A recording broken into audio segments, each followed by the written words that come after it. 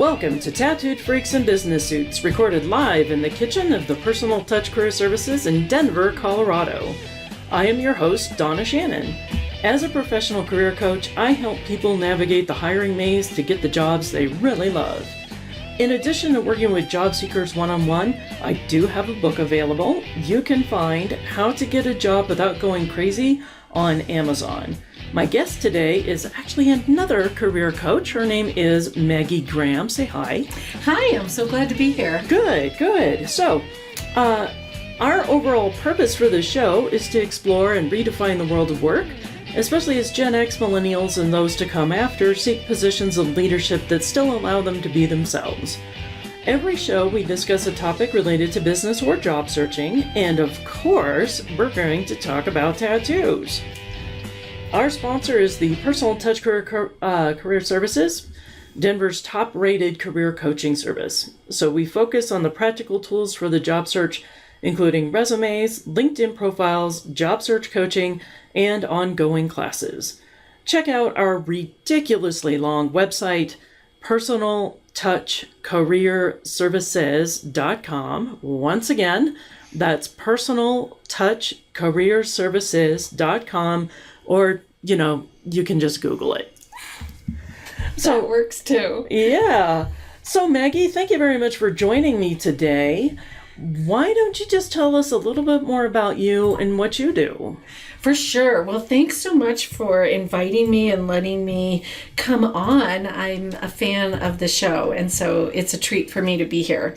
So my work is primarily in career exploration and job search, and I specialize in working with introverts because I myself am a really strong introvert, and I found that the world of work is very extroverted centric. And so to have this place of advocacy and just a place where people can feel at home is really important, because job search and career exploration are vulnerable topics. And so it's really important to have a safe spot to do that exploration. Sure. So how did you get into career coaching? Most of my background is in higher education, and one of the benefits of working in higher ed is free tuition, which I kind of liken to an alcoholic working in a bar because I'm a lifelong learner. And so I've gotten 2 master's degrees through my work in higher ed, and the most recent one is in counseling and career development. But I started in that specifically for the counseling, and I fell in sort of accidentally into the career piece by doing an internship that was unpaid, and I was on the campus where I was getting the degree, and I had the opportunity to work in the career center on the campus, which was paid. Nice. So when I just took it literally for the money while I was finishing my internship, and I liken it to falling in love. It was just this amazing, I realized, this is so much more fitting for me to have these kind of conversations with people. Right. So, that makes sense. Yeah. So I'm really glad that you mentioned that you've got the master's degree in counseling, because a lot of people don't understand the difference between like a career counselor and a career coach. So you're falling more along the lines in the counseling side of things. So generally speaking, a career counselor not only does like the exploration, they may do personality testing. Sometimes they talk about the emotions and feelings that come up with job loss or just the grind of going through the job search. So by contrast, I consider myself a pretty pure career coach. I'm not a licensed therapist. I don't have a degree in counseling.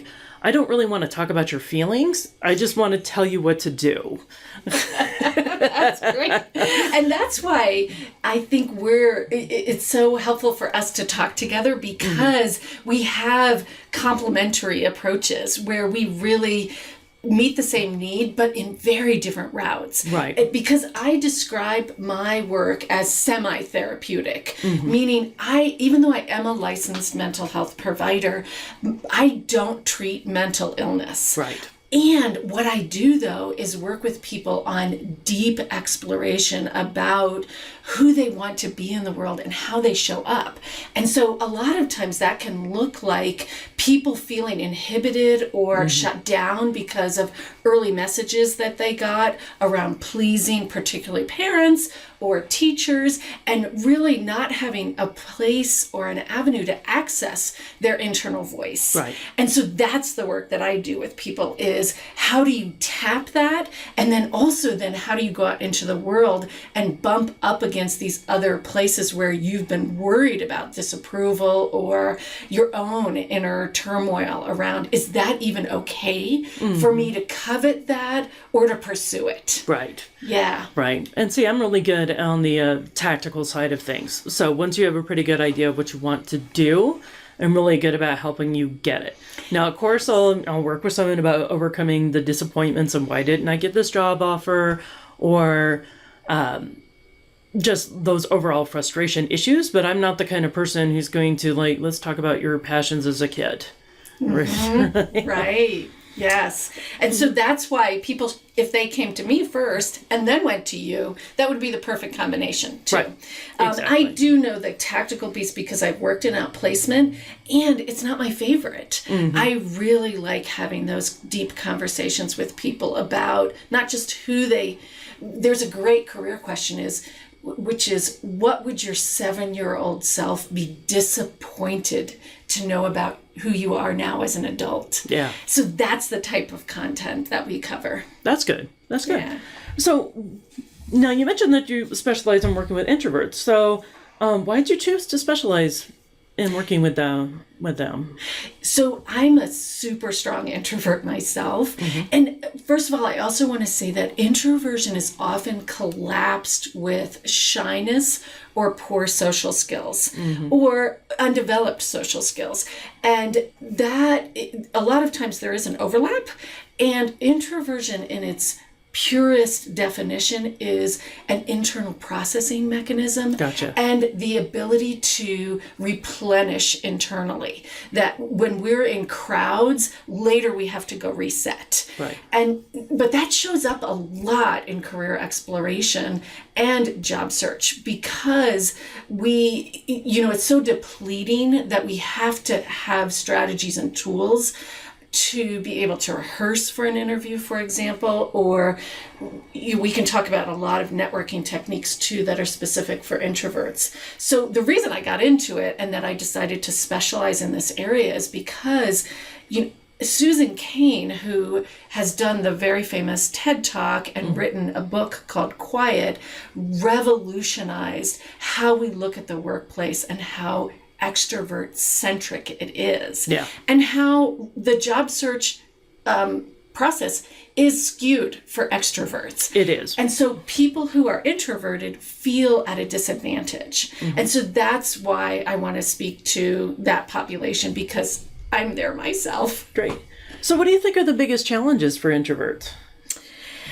Well, specifically in networking, I think when people hear the word networking, a lot of people feel an aversion to it because there's kind of a slimy association with it. Yeah. And networking really actually has so many different dimensions to it. But when people hear that word, they just want to run screaming. Yeah, and I think the image that most people comes to mind is those massive after-hour events where you've got 200 or 300 people in a room. The ones that are the worst for me is like if there's music and then there's like a bar and food and people are talking to each other for 5 minutes and shoving business cards at each other, and I personally hate that. Yes. Yeah. Absolutely. And networking can look so different from that. Right. So it's also overcoming, first of all, just that initial, there's no way I could do that, and realizing that it often is one-on-one conversations. And one of the things that's very helpful for introverts that I do with them is we work on scripting and rehearsal for setting up the one-on-one conversations. Right. So then that's another thing about introverts is we really like to prepare ahead of time, and that equips us often with the confidence that we need. And so when there's this practice or even a guided script about, hey, here's how you approach someone that is a cold connection, and how you can easily turn that into a warm connection, and how then you can have a really enriching conversation, and how you steward that as the job seeker. Right. Yeah. Right. So it sounds like having this positive mindset can actually help a lot. So I know sometimes with the clients that I work with, everybody's their own worst enemy, right? We get that self-defeating language going on. It's like, I can't go talk to that person because what if they say no? Or what if they look at me like I grew a second head? Or these are the thoughts that go through my head. Me too. Yeah. So how important is that positive mindset, do you think? I think it's essential. And I also think there's pre-work before cultivating and growing a positive attitude. There is this need to acknowledge and recognize fear and aversion and why that's showing up, and also the depletion that can come alongside that, so that when that has what I call a channel for expression, which is really in our sessions, in our time together when I'm working with people, vent here. Talk about why you do have that inner self-talk, and how that's and of course that's coming up for you. And so before you set it aside, that way it doesn't leak out. There is the opportunity to be in worry mode ahead of time. And one of the things I do with people is I say, what is the worst thing that you think will happen? Let's prepare for that. Yeah. So then they feel equipped and sort of armed going into it. And then they can embody the positive attitude. Sure. Yeah. So do you think there are specific job searching strategies that actually play into the introvert's strengths? Absolutely. For sure, research, particularly around, I call LinkedIn an introvert's playground. Oh, that's a great statement. Yeah, because we can wander around and get the lay of the land, and it actually helps before an interview. One of the things I teach people is how to find the setting so someone knows you looked at their profile. Right. Because that reflects well on you. So it's good that you are doing the research, and it's good to indicate that you're doing the research. So LinkedIn, Glassdoor, even just Googling lists can be very helpful. So research for sure. I think list making is also another huge technique around questions to ask. And also, what are your accomplishment statements? I tell people to bring that into an interview, so that then when there will be a moment. They're guaranteed a moment when you don't know what to say. Yeah. And so when you have that sort of security blanket, and this is another technique that I teach people, is think alouds, because usually as introverts, we freeze and we withdraw during an interview, which breaks the connection. So the think aloud would sound something like, oh, that's a great question. I teach the same thing, Yeah. or even the strategy, especially like with behavioral interview questions. It's like, say that, for example, the question is, tell me about a time you dealt with a conflict at work. And then I even take them through the motion. It's like, okay, cross your arms a little bit, put your finger on your chin and go, a time I dealt with a conflict at work. Well, that reminds me of this time when Bob was on a rampage. Well, you wouldn't say that, but that whole strategy and the whole idea of it's okay to turn inward physically. It's okay to do that body language is what introverts are wanting to do anyways, because it's a little bit more protecting that way. But as you noted, all the strategies are skewed to extroverts. So we're all taught in an interview, you must be sitting forward on your chair and always make eye contact. And what I see introverts do when they're freaking out is they start staring at people like a snake, because they're going, I must maintain eye contact. And that's not natural. Right. And then it comes off, it produces the very thing you're most afraid of. Exactly. Yes. So I'm so glad you bring in the body language. That's really helpful. I'm going to add that to what I teach people. One of the other things I tell people in an interview is write down from the beginning and tell people, oh, it helps me to take notes. So I'm Yeah. making sure that I'm answering your question. And then when you do get to the freeze moment, you can note it with a little asterisk or something and realize you can clean that up in the thank you note, where you can say later, oh, this question has stayed with me and I wanted to add this detail. And so that helps with your mental self-talk, where you realize this isn't lost, and then you go down into this black hole and don't ever recover. Right. You think, oh, there is an opportunity for me to clean it up later. Yeah. Yeah. But don't fall for the trap where you write down every single thing they say. Exactly. You just write down Use like it one or sparingly. two words. Right. And that's a good thing to practice as well. Because that shows you're still engaged. Yes. Yeah. And that you are invested. And that's a great extra tip, which is don't write everything down. But it is important to start writing from the beginning so that you don't start when you're freaking out. Yeah. Yeah. It's already established the behavior. So the interviewer's not going to go, oh my God, this person just freaked out. Right. Yeah. And disappeared into themselves. Yep. Yeah. Exactly. Yeah. Okay. So what other kind of networking tips, going back into that, because we know it's such a challenge for introverts, any other networking tips that you have for them? You know, I think, again, scripts are helpful. And then two other things. One is goal setting, where if you do end up going into a large event, to think, I'm going to have 3 meaningful conversations where I actually meet a person genuinely. Yeah. Then I can leave. That's a great idea. Yeah. You've got your goal and you have your escape. Yes. And also, speaking of scripts, it really helps to have an escape script. Oh, because that's when brilliant. you're doing the one-on-one, a lot of times there's articles about how to start the conversation. As an introvert, the hardest thing for me is to end it. Yeah. And so one of the things I tell people is to just realize, and we'll practice this, just look people in the eye and say, it has been lovely to meet you. Mm-hmm. Thanks for spending time with me. And just your tone of voice and your messages, I'm moving on.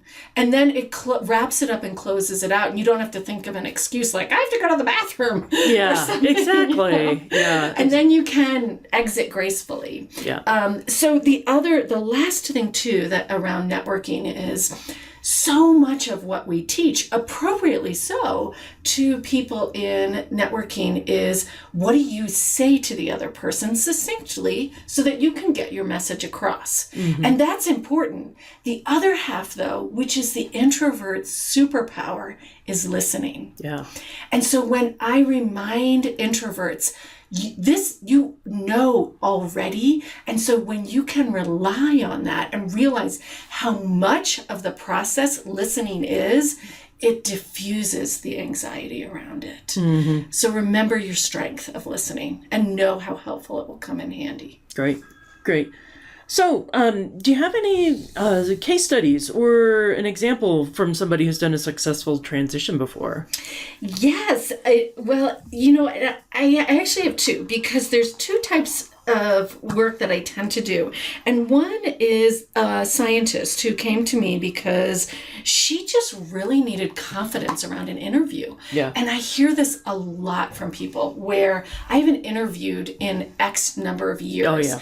And so my confidence is just in the basement. And so what that rehearsal did, and really all we had was one session, and she came dressed the way she was, so we could look at how she was dressed. And that's also easy to do on a video. But it just allowed her to see what her flow was like. And the feedback that I gave her was not just what to change, but what to keep. Yeah. So she could hear, this conveys well, and your body language here really works. In addition to, that may come off in a way that really isn't what you intend. So tweak it this way. Right. So I just got an email from her, which is why she's on my mind, because she did a relocation too. So that was a wonderful success just in one session. Most of the clients I work with are more long-term, around career exploration and looking deeply. So I had a woman she felt like, and I hear this a lot, not only am I in the wrong career, but I picked the wrong major. And so I feel this discord. And now that I'm mid-career, I'm a parent, I'm not sure where to go because I have to maintain my income. Right. And so we do a deep exploration around what is it that you're seeking in your work and where can you find that fulfillment. And with this particular person, she actually ended up staying in her position because she realized a lot of ways that she could refine what she was doing because of her seniority there. Right. And so it was much more rewarding to her.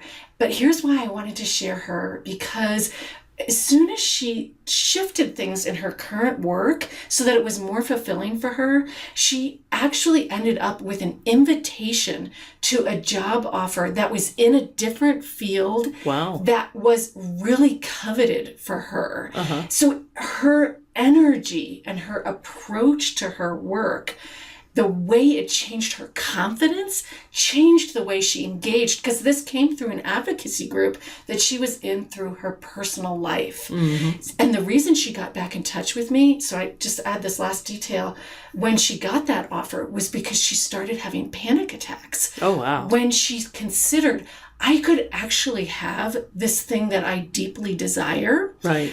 But it's such a leap for me that I don't know if I can handle it. Right. And so that re-engagement, that sort of booster session that we did, and it was actually more than one to get her through that process and to the onboarding, was a pivotal time for her to really live into who she knew she could be. Yeah. Yeah, that's cool. That's cool. I think one of my favorite case studies is a gentleman that I was working with, and he was so tied into being a good boy and following the process. So he was trying to get into like a management role with a very large company. And I kept telling him he needs to send applications directly to hiring managers, send them their resume, reach out to them on LinkedIn and all the rest of this. And he said to me, I can't do that. That's cheating.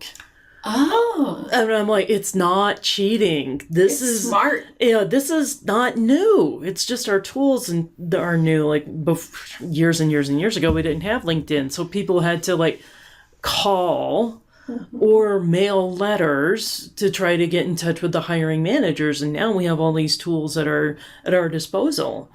And the other thing in his case was he was convinced that he was going to have to start being a completely different person to get forward in this company. And I was like, well, why? And he goes, well, whenever they ask about what I do for fun, I can't give them an honest answer. And I'm all like, oh my God, well, what is it? You know, but it wasn't anything risky or weird, which you might assume. Right. That I didn't even answer. say that. Yeah.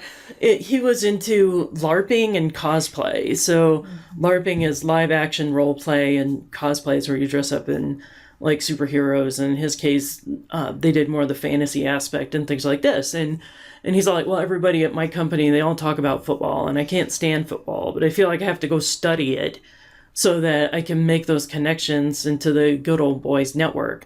And I'm like, have you considered the possibility that this is not the right company culture for you? Awesome. I love that you suggested that. Yeah, because my thing is like, if we're going to be really happy in our work, we have to be in an environment that values us for who we are, even if what we do is a little weird compared to the rest of the world. And that's the key to true happiness. It's not just what's in the bank. Right.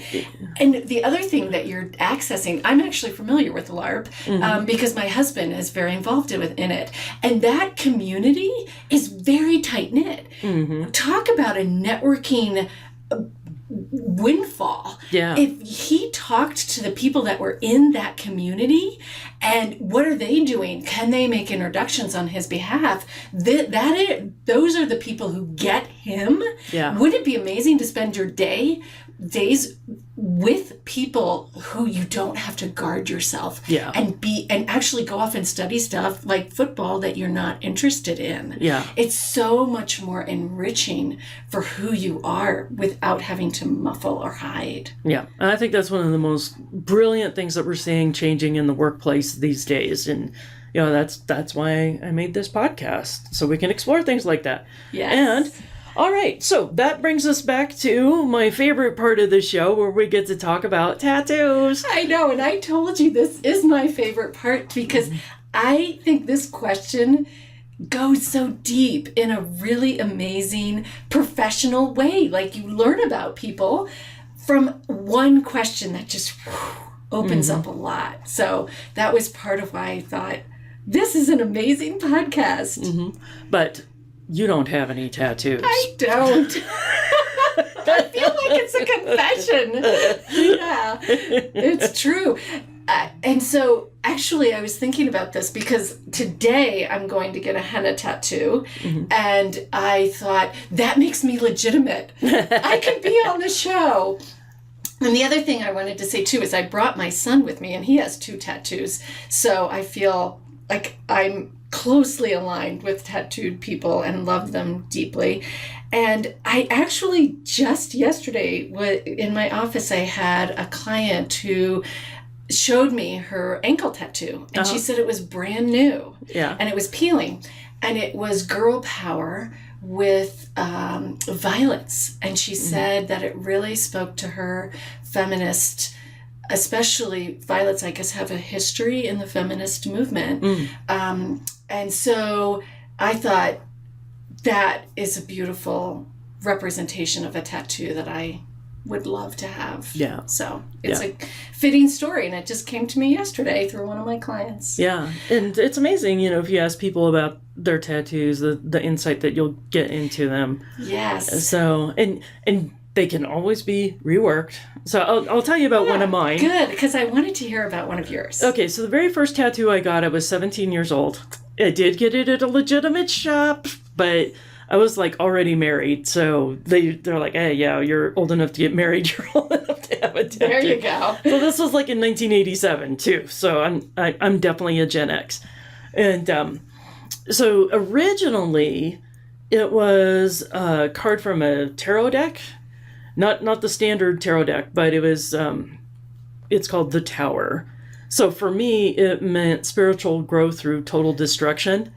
I know, what a great symbol to have on yourself. Well, it kind of embodies your positive mental attitude that you were talking about earlier, because you can take the thing that is darkest and see it for what it will bring you. Yeah. So then, many, many moons later, I got that covered up. So I had it reworked, and it's got a different piece on top of it now. So what I ended up getting is now it's a phoenix, which has the same meaning, really, but it's definitely the more positive side of things. Wow. So it's still that spiritual growth through the destruction, but the tarot card focused on the destructive act itself. Yes. Whereas the phoenix is all about the recovery. And you know what you're doing for me is you're giving me almost more permission too about how to think about tattoos because of the way you transformed that.